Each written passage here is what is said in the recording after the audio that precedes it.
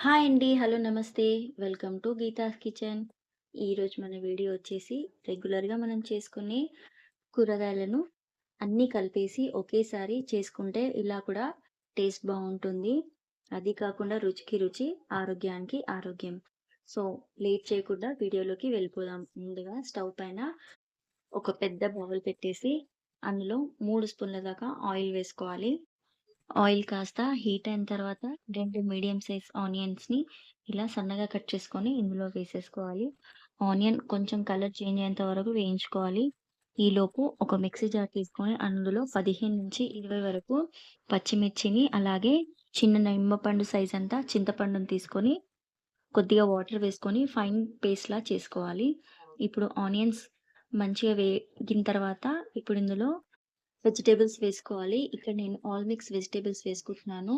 ఇందులో వచ్చేసి గోరుచిక్కుడుకాయ, చిక్కుడుగాయ, క్యాప్సికమ్, క్యారెట్, మీకు నచ్చితే ఇంకా వేరేవేవైనా అవైలబుల్ ఉండే వెజిటబుల్స్ వేసుకోవచ్చు.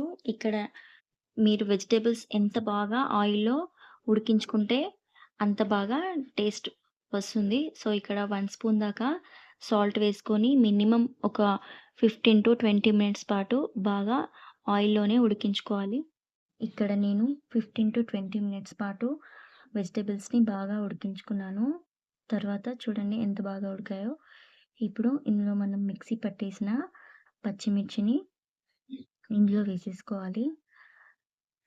ఇప్పుడు ఈ పేస్ట్‌నంతా ఇందులో వేసేసుకొని మంట కాస్త లో ఫ్లేమ్ మీద పెట్టేసి ఇదంతా ఈ వెజిటబుల్స్‌కి పట్టేలాగా కలిపేసుకోవాలి.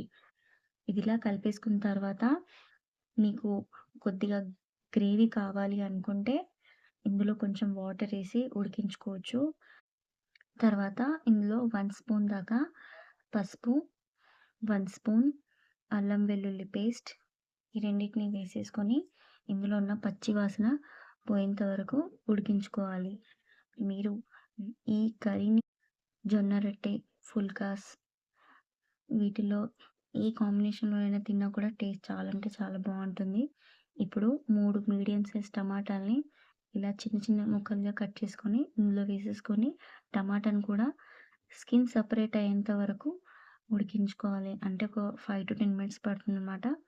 అంతే. ఈ ప్రాసెస్‌ని మీరు కుక్కర్‌లో కూడా వేసి చేసుకోవచ్చు. But one by one ingredients ఏసుకొని కూర ప్రిపేర్ చేసుకుంటేనే టేస్ట్ బావుంటుంది. అన్నీ వేసుకొని కుక్కర్‌లో ఉడికించుకుంటే అదో టేస్ట్.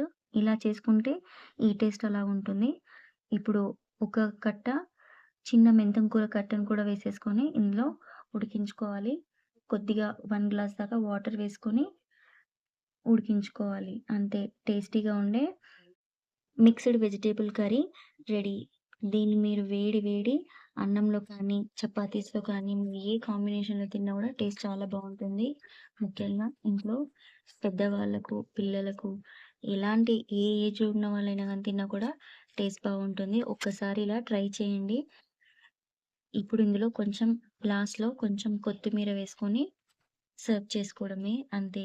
ఈ వీడియో గనుక నచ్చినట్టయితే లైక్ చేయండి, షేర్ చేయండి, సబ్స్క్రైబ్ చేయండి.